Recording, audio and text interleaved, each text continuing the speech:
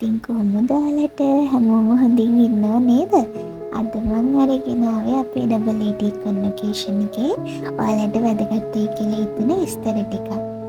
මේ ඇත්තටම අද තියෙනවා දවස් 3ක විස්තර. ඒ කියන්නේ අපි ක්ලොක් කලෙක්ට් කරගත්ත දවසයි ඔරියන්ටේෂන් එකයි අපේ ඊට පස්සේ කන්වර්සේෂන් එක දවසේ.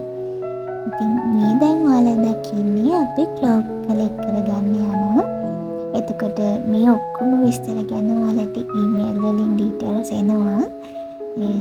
කොහොමද ක්ලොක් කලෙක්ට් කරගෙන ඊට පස්සේ ෆොටෝස් වලට බුක් කරගෙන ඊට පස්සේ අපිට ඉන්විටේෂන් කාඩ්ස් එයාලා එදාම දෙනවා. ඔයාලට මුලින්ම ඊමේල් එකකින් ක්ලොක් කලෙක්ට් කරගන්න ඩේට් එකයි එතකොට ඩීටේල්ස් ටිකක් දාන්න තියෙනවා. ඒකම තියෙනවා කන්වර්සේෂන් එකේ ඩීටේල්ස් උත් ෆිල් කරන්න තියෙනවා. කියන්නේ ගෙස් කෙනෙක් එක්කයි යනවා නම් තව එකක් මේ එක ගෙස් කෙනෙක්ට තමයි පර්මිෂන් තියෙන්නේ. ඇඩිෂනල් යනවා නම් අපෙන් 2000 ගත්තා.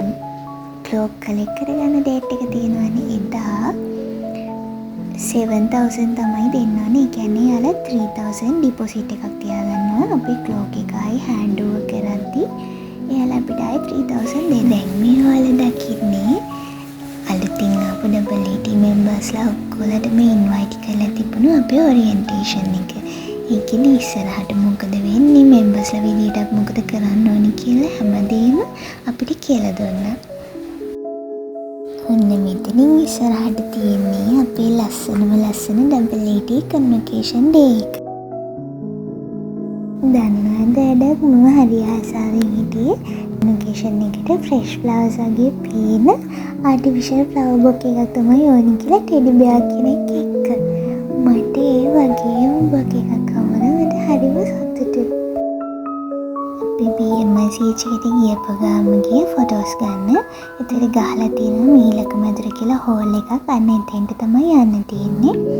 9 hearts එකෙන් තමයි මට මතක විදියට ෆොටෝස් අපි ගත්තා 7 to 11:30 විතර වෙනකම්. ඊට පස්සේ අපි රෙජිස්ටර් වෙලා ටෝකන්ස් අරගෙන මේන් හෝල් එකට යනවා.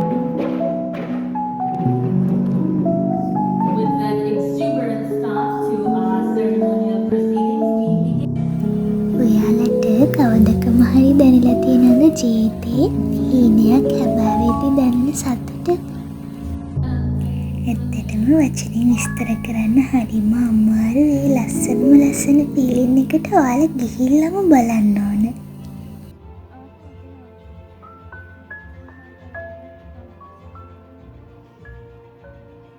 හිතන්නකෝ ගාලන්ඩ් එක දැම්මට පස්සේ ඉන්න සතුට කොහොමද කියලා. ඒක නම් මාරයි.